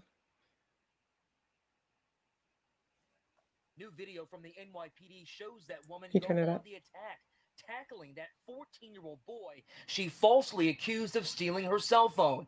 Later, she's seen falling over. It's that surveillance video from the Arlo Hotel, Keon Harold's parents say, shows the hotel management mishandled the incident. After the hotel helped Okay, you the can do lady. this. Okay, yeah, I don't know if that's not the video you showed me, but anyway, you guys could gotta kind of get a glimpse of it. So I want to know, as a parent, being in that situation, the mom wasn't there. And the mom said the girl's lucky she wasn't there. But as a parent in that situation, how would you have handled it? If someone's accusing your child, and I think so, you like the video wasn't the best, this one, but they were walking away, and she snuck up behind them and tackled the son because she believed he stole her cell phone. And hun, Yeah, you heard it in the first video. She said, I'm not about to let him get away with my phone. And then she goes, and then the second video shows where she's basically tackles him after that. What were you saying? The ground goes say, would you go to the plantation and sing? What were you saying? I was going to say, do you want to tell them where her phone was? Oh, so she was looking for the phone the whole time, and her phone ended up being in a taxi, or the Uber. And the Uber driver actually bought it back, and the hotel ended up giving her phone. Your mom says she better be lucky the mom wasn't there. Yeah, the mom wanted to react a little bit different. Yeah, and the dad said he reacted as calm as he could, just because he was in front of his son, for one, and he just had to, be the adult in the situation. But I thought that was crazy. For one, she's 22 years old. Yeah. And the son was 14 years old.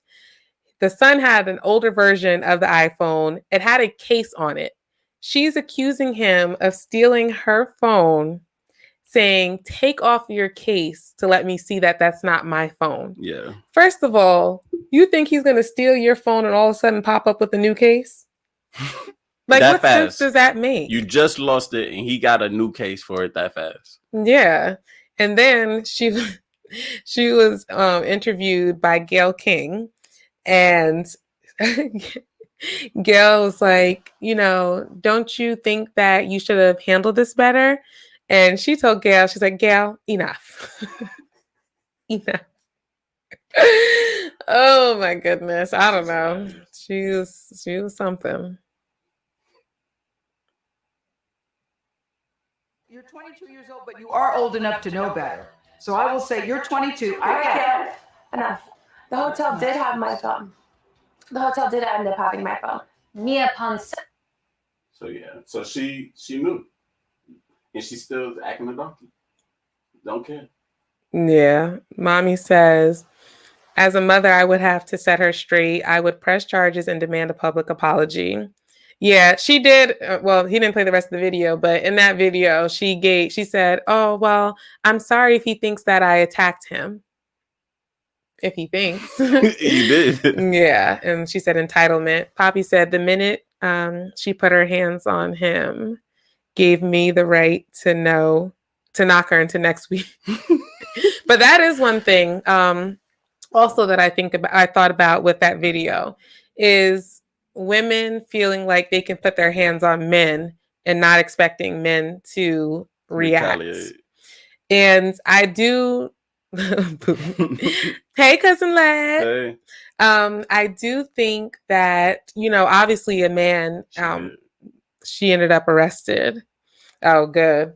I do think a man is, more times out of not stronger than women. So their aggression towards a woman should not be like you're fighting a man on the street. But I think as women, we have to understand just because a lot of men are, respectful and won't hit a woman doesn't give us the right to put our hands on a man. Especially like in this case, like she tackled that boy. Now, what if he would have got up and just body slammed her or something? Then he would have looked like the wrong person, and that's what the whole story would have been about. But it's like, keep your hands to yourself and treat people how you want to be treated. Yeah, it is. It's kind of disgusting. That's like your mom said. It's like an entitlement thing, though. Yeah, and the way that she was talking in the interview with Gail, you could tell it was an entitlement, and that she's not used to getting in trouble for the things that she does. The lady she was sitting with was her lawyer that her parents hired for her, and the lawyer was trying to tell her like to calm down, not say certain things, but she just didn't care. Yeah. Happy coffee. Yes, Shar. Courtney. You cannot. Hey, Court, if that's you. Yes, Shar. You cannot hit a man expecting that he won't retaliate. Her behavior was disgusting. I agree. Yes. I definitely agree. I've had my times. Well, actually, I've never like hit a man, but I've had my times where I pushed out of my grill. But I do think that a lot of women take advantage. Like I've seen videos of women like literally like fighting a man. And then I've seen videos, unfortunately, where the man really does pick them up and slam them to the ground. And it looks so bad because as a man, you are strong, but it's like we have to stop thinking that we can just hit somebody and not have anything happen to us. Any adult getting picked up and being put down looks bad. Yeah, well, yeah, especially if a woman's doing that to a man. If the woman doing it to a man, it looks wild. But if a man do it to a woman, it looks harsh. It does look very harsh. It looks harsh. Yes. So yeah, we just wanted to we wanted to share some videos just to get everybody thinking, to start the discussion. And just like I know pretty much everybody on here has a different mindset than what they show of us in the mainstream media. So that's why I love coming on here and talking with you guys to get your perspective on things. Then she had the nerve to try and be Puerto Rican for the first time in her life and use it as an excuse to say she's not racist. I didn't know she did that. I didn't know she did that. I did not know she did that. Oh man, that's funny. People always have something to say why they're not racist. And Court says, I kept hitting this one little boy in school until one day he snapped and knocked me across the classroom. I never hit a man since. Yeah. I had a friend. Oh, I'm sorry, Court. I'm glad you're still okay to this day. I had a friend that did the same.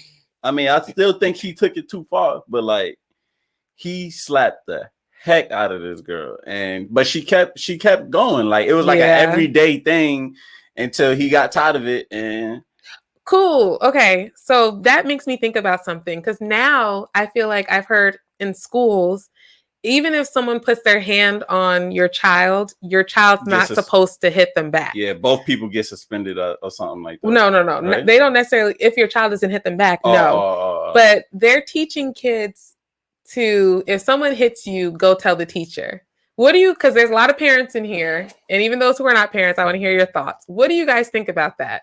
If your child, like if someone hits your child, are you instructing them to defend themselves, or are you telling them to go tell the teacher? Yeah. So we don't have kids, right? But what I'm going to be instructing my kid to do is, you can try to talk the situation out. You know what I'm saying? Wait, but no. If things is tensing up, try to keep your words. You know what I'm saying? Like that. Mm-hmm. But once somebody put their hands on you, I'm going to tell my kids to do exactly what my mother told me to do. And Cairo, cover your ears. No, just you don't have to curse. Beat their ass and then go tell the teacher. just like that. It ain't because I'm not just gonna say, yeah, hit them back and then go tell the teacher. No, it's not just hit them back. You need to make sure you have the upper end by the time you go tell a teacher, because they should have never put their hands on you. You're gonna win that one, and then you're gonna go tell the teacher. In my opinion. What do you think?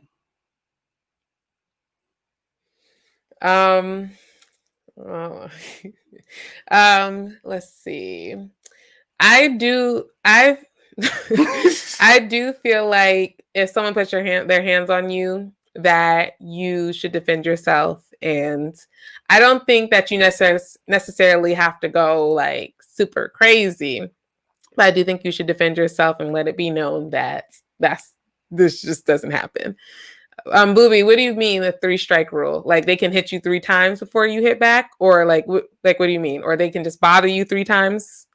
Cause he just knows anyway. Relax. Release. I'm trying. Your mom said that's right, son. Yeah, no, I just said you didn't have to curse, and you just I said that I know, but I wanted to say it means something. It means that no, you're not just about to get hit. You're not just about to hit them back. So you have to. Okay. No, you don't. It's the emphasis on it. No, you can make emphasis. That's what they say. People who, never mind. Anyway, so I do agree though. I agree to an extent, because remember we were talking about it and I was like, they don't have to like knock them unconscious. Like they can.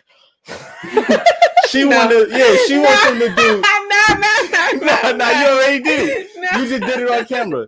She wants them to hit a pressure point and let it be over fast. I just said it doesn't have to be crazy, but there's things that you can do with one little touch that will have somebody on the ground. So all I'm saying is it doesn't have to be brutal and it doesn't have to be bloody. That's all. You don't gotta bleed. That's all I was saying. Yeah, I'm not saying fight till blood, but fight till he makes sure he know that this not what he want to do no more. Yes, and then call us because we're coming. We're gonna have Kai. If you have a dad, grandparent, like I like honestly. Even if it's a little situation, like I want people to know that our children are protected. Like you don't mess with our children. Like our children have an army behind them, ready and willing at all times. Because I just feel like a lot of finish him. Yes, right then and there. Finish him and then go tell the teacher. No, finish him. If you have a phone, text me and your mom in the group chat real quick. Let us know.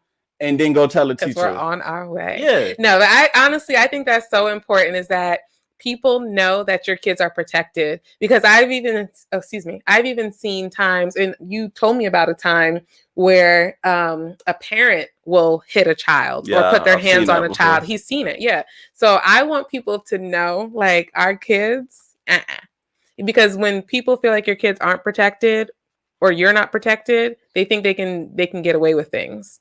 Let's see. Booby said, the first time they hit me, tell the principal. Second time, tell the principal or teacher. The last time I tell her, and she's coming up to that school and tearing everybody up because no one listened. But what about you defending yourself? Right. Because there wouldn't be a second time, most likely, if you took care of it straight from jump. Right. Beat them up. Beat the tail feather. Goodness. Tail feather, honey. Cousin Les says, I think that works for elementary school, but middle and high school, you gotta let them know so no one tries you again. Yes, that is true. Like, it happens at elementary school too. Well, elementary school, that's when kids are learning boundaries. You gotta know. Listen, this is my boundary. You just blew past it, so I'm gonna have to let you know. Bullies in elementary school. Yes. Let's see. Booby said also times are different. The way kids picked on us before is different than what these kids are doing today. Look at the suicide rates. That's true. Do you think it's different, or now we trying to? It's watered down. Yeah, it's watered down, and we trying to make it to where people don't hit people and don't do this. Some people need to get hit. Some people actually need to get hit. Like. They don't know. Like that's where we learn our boundaries from. You get what I'm saying? If somebody's hitting you, somebody doing something wrong, you stand up for yourself to whatever it takes for you to stand up for yourself in that environment. Yeah. And I don't know if people need, like, okay, I guess in the sense of if they hit you, then they need a hit back. Gotcha. It's the same way, like, sorry. Go ahead, babe. But it's like what I said with my kid. Like, it's hard, but if my kid is hitting on people and I'm catching this, you know, I don't want to necessarily hit my own child, but I think somebody needs to fight my child and let them know, like, hey, yeah, we're not raising bullies, so I'm not hopefully saying our child wouldn't. But I get the lesson in, like, you can't be like, and it's tough because I feel like as a parent, hold on, okay, good. I feel like as a parent, you don't want anyone putting their hands on your child. So even when your child's wrong, the fact that someone else put their hands on them, I feel like you could get a little, like, you know, defensive because that's still your child. But I get the lesson in you can't go around putting your hands on people because for every action there's a reaction, and you have to know there are boundaries. And that, I'm saying that if I just keep hearing that my kid is hitting on people and nobody's doing anything to them, I don't want to hear no stories of just somebody just hitting my kids. Yeah, like, no. Right. And we're not raising bullies. We're not raising doormats. So listen. The Lord, go ahead. Well, first of all, my mother said, don't mess with my grandkids. Amen to that. I think my G would say the same thing. Amen to that. Navarro said, the Lord told me to turn the other cheek. After that, I don't have instructions. After that, I don't have instructions. Turn the other cheek. Turn the other cheek. After that, there's no more instructions. It's going time to get buck wild. Yeah. My mom said, if you don't fight back the first time, they're going to do it again. And Janae says, I 100% agree. My kids will learn how to defend themselves. But there is a difference between defending and fighting, if that makes sense. So can you explain that, Booby? Yeah. And also, I remember this one story, maybe one or two stories with you in elementary school. So you defended yourself, Booby. No, and I see it is a difference between defending and fighting. Before she answered that, now if me and two guys going at it and mouthing off, and we in each other's face, just that, and that break out to something, that's fighting. I'm not. Nobody's defending anything. Mm-hmm. You get what I'm saying? That's just that snap of reaction that we fighting. Mm-hmm. You get what I'm saying? Now, if someone, I'm calm. I'm not attacking you. I'm not in no way giving you any reason to think that I'm going to attack you. And then you come and you put your hands on me. Now I'm defending myself. Right. That person is just attacking me. Mm-hmm. I don't even know if you call that fighting, but they're attacking me. Yeah. I'm actually defending myself at this point. Yeah. So needless to say, we all agree. All our kids are going to be defending themselves. You also need to teach your child, if you hit first, they are going to get hit back. Exactly. And that's what I'm saying. I wouldn't, if, we're not raising no bully, but if I had a child that thought that it was okay to just hit, people, then I need to make sure you around your cousins or something so where they're going to knock you out. And I feel okay. I wouldn't feel okay with that either, because I'm gonna take the little nephew, niece, and no, I'm kidding. No, but I do agree. Kids need to know, like, it's just part of growing up and learning that this is how the world works. Like, you can't just do whatever you want and think there's going to be no reaction to it. Oh, the second one, Janae. I think the first one is CC. The second one say, and the third one, that's just real unique. My G is in until you cross the line. After that, it's Zoom. Yeah, I agree. I just think, like, we all have it's all about respect. It's all about keep your hands to yourself. Honestly, we have to learn how to communicate without it going towards violence. But then if it does go towards violence and someone touches your child, I do think they have every right to defend themselves. And I don't care what the schools have to say. They are trying to desensitize or like make it too sensitive. Where it's like these little kid gloves and like, oh no, you just come tell me. No, because then, like everybody on here said, pretty much, if you do that, you're a target now. They know they can get to you. Bullies, they prey on people who they know they can. They're not going to defend themselves. Yeah, exactly. So I agree. I just wanted to say, because that made me think of it as far as the situation. We were talking about like guys and, you know, girls putting their hands on guys and things like that. It just made me think about that. It's deep because kids just do stuff, man. They do stuff. I was the quiet kid, and I had, you know, my little altercations with people. You know, I wasn't the super quiet kid, but you're not about to. I've never been in a fight in my life. You're not, and I think it's because people did know I was protected, because my older brother went to school with me and he was always there behind every corner. Oh, goodness. I had cousins and stuff and everything. We was everywhere. It's a lot of us. It was a lot of us like in elementary and stuff like that. Yeah. I didn't have any fights after elementary school. All my fights was at elementary school. Yeah, I just never had to, thankfully. Mama J said, I don't think they want none of Mama J and my G. I don't think they do either. That's just I don't think they want that. Yeah, that's it. Mommy said there is a zero policy at most schools for fighting, supposedly. Yeah, and I don't like that either, because with that zero policy stuff, both people get suspended when somebody's trying to defend themselves, and that's not okay. Yeah. So they need to define actually what's defending and fighting. Exactly. And I do believe in paper trails, though, because if my child lets me know, hey mom, somebody's bothering me, la da da da da, I'm gonna write, because you're gonna have a paper trail of it. And then we will tell them, our children, that if someone does touch them, this is what you do. Cousin Les said, I think there is another issue we are forgetting. The repercussions of having a fight for a Black child at school.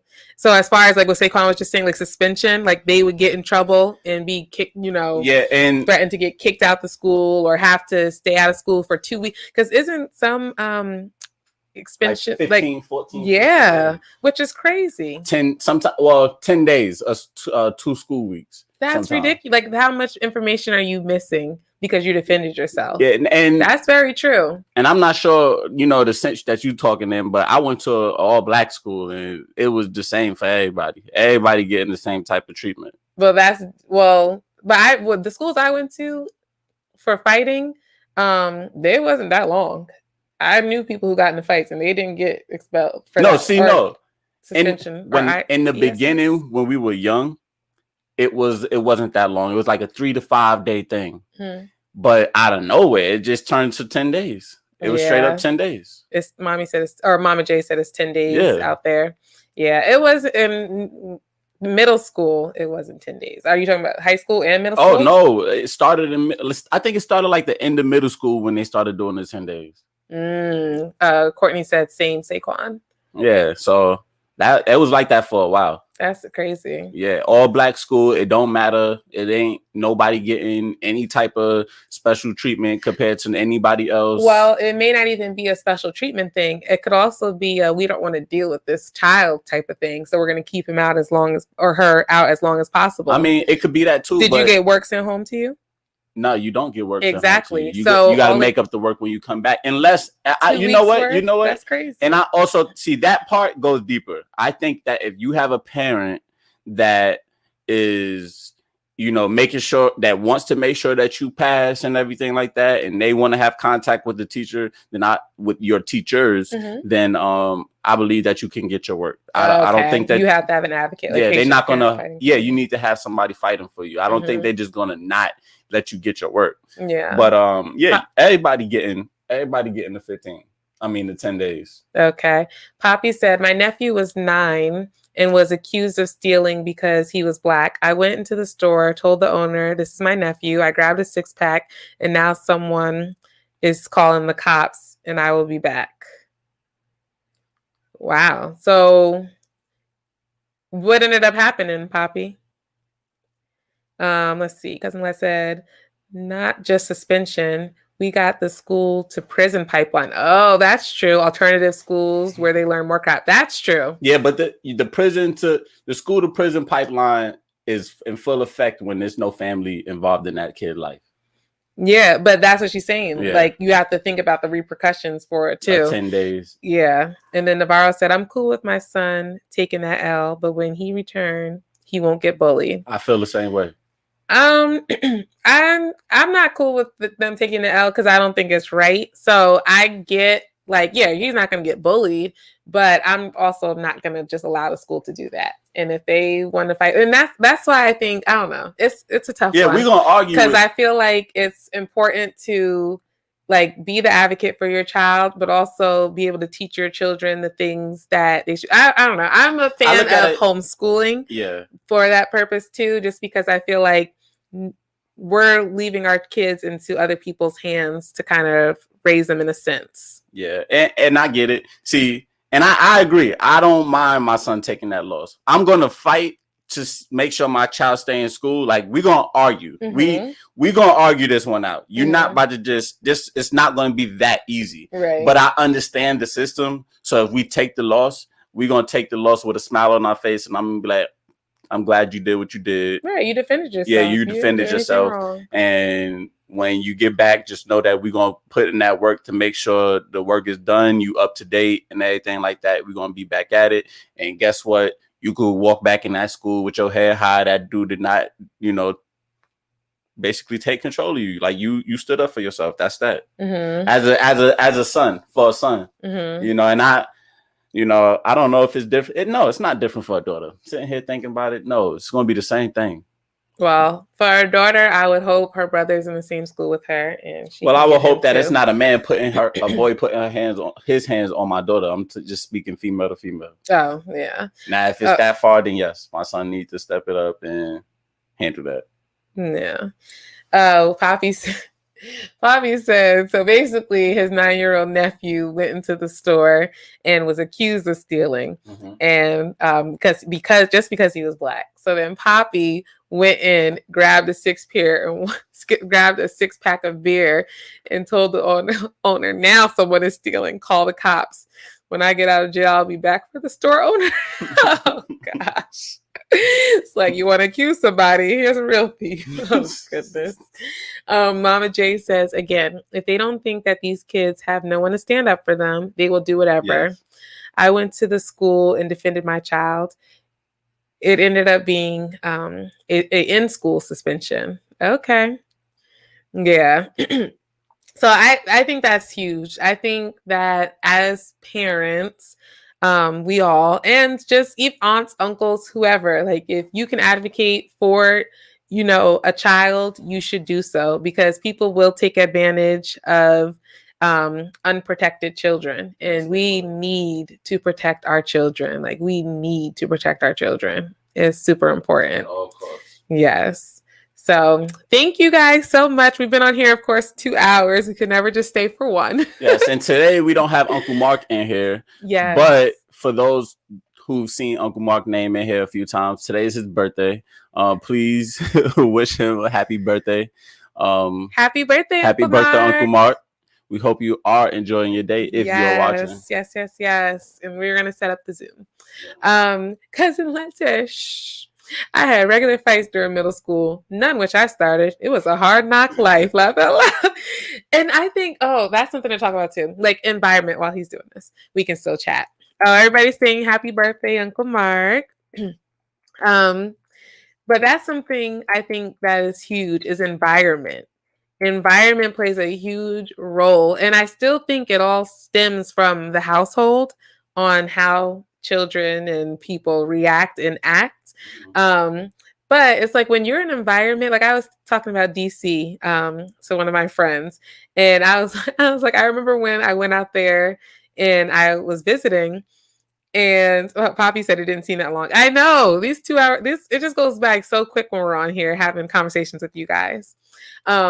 But I remember when I'm in DC, like I'm such a bubbly, upbeat, smiley type person. And so I'm just, me smiling at everybody, just going through, and everybody just has like a stone face. And I'm just like, rude. But it's just the environment. It's like New York. Like everybody's just doing their thing. They're just tunnel vision on the move to do what they need to do for them. So, oh, honey, it disappeared. Okay. So it's like, I get it, but I feel like that environment makes you a certain type of way. It does. It does. It does. It does. It does. Why? Why do you think that? because of all the people that I know from that environment. You have a different mindset. Like even you, like you have a different mindset. Like you don't like you're not. I mean, being a man too, it's a little different, but it's like you're not just going to be going around just smiling or the quickest person to open up and be talkative and let your guard down and stuff like that because of what you experience. I've been exposed to more possible dangers than you have. Exactly. So because of your experience from your environment, it created who you are today. That's so true. You're more aware of your surroundings. You're like I can say in certain situations I'm a little bit more naive because I'm very optimistic. I'm such an optimistic person. And it's like Saquon is more of the cautious and like, maybe let it out first. He's very observant, and it's because of the things that he experienced. Let's see. Poppy said, in my day, gangs ruled the school. How was yours? No, gangs didn't rule my school. No, sir. So go ahead, honey. We had, a few, but they didn't run the school. Yeah, we knew that there were gangs, but they didn't run the school. Oh, thanks, Dolly. So they didn't run the school for us, but that Poppy made you the way that you are. And, so I feel like your environment will shape you. Come on, cousin. Look at his face. Look at his face. What's up, G? Hey, G. Oh, G, we're about to get off soon. Hey, G, we about to send a link. We about to say happy birthday to Uncle Mark on Zoom. So look out for that one. Okay, yeah, he'll text you the link. Cousin, but yeah, come on now. Kai, go sit down, baby. But yeah, so I definitely think that environment. Navarro said gangs ran my school. We even had schoolyard gangs. And what was this, high school? Like I can't imagine like elementary school kids on the schoolyard. But it starts in the home. If you don't want the streets to raise your kids, you need to raise your kids. I also think it depends on what people look at as ran the school. It depends on who you were and things like that. I mean, because yes,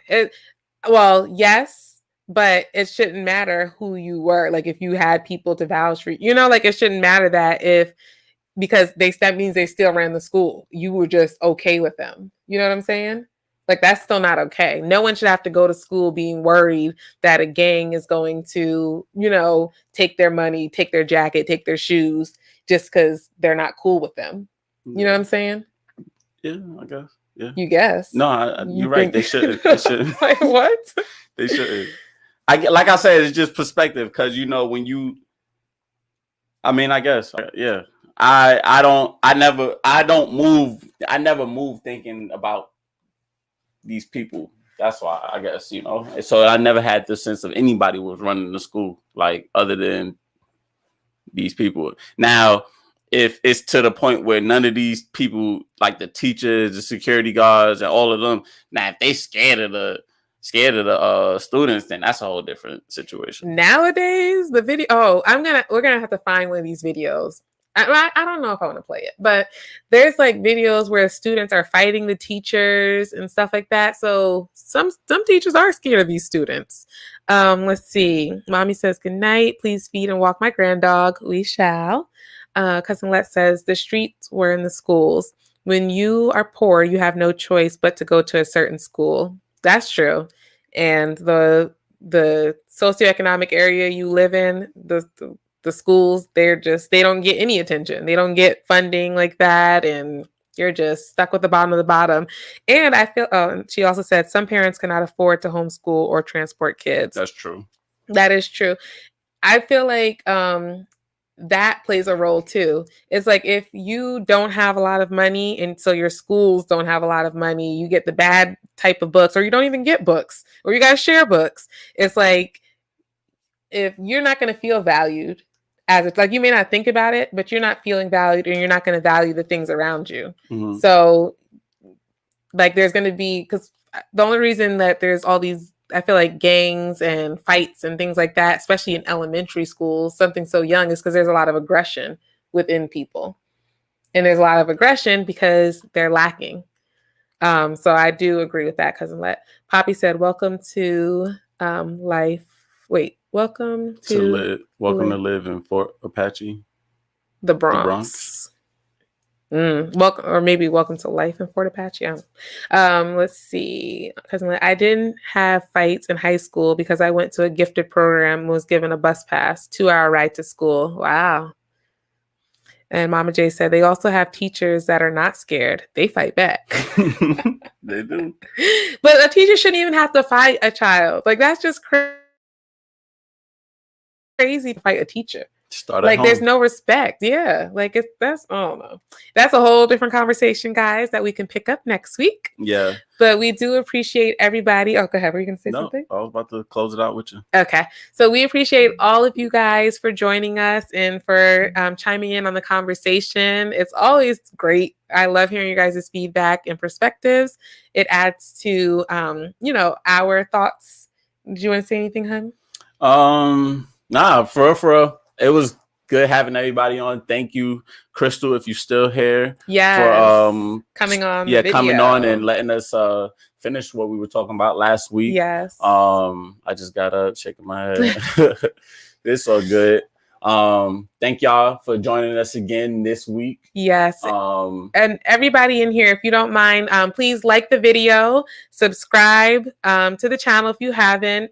And then next week we will be back. So we're gonna do every Thursday at 5:30. Yeah, every day at 5:30.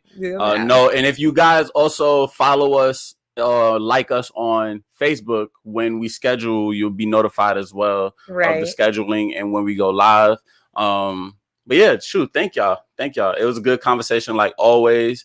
And man, that's really it. Yeah, so we appreciate you guys. I'm thankful my kids are growing up in different situations, enjoying the chat. See you next week. Yes, and I think we'll talk about it next week because I'm about to keep going. Yeah. But I do think like every generation, like we always want better for our children. We always want to see them do better than we did. So I love that. And feel free to bring up topics. Yes. If y'all have a topic or anything that y'all want to bring for discussion, just hit us up on Facebook, Instagram.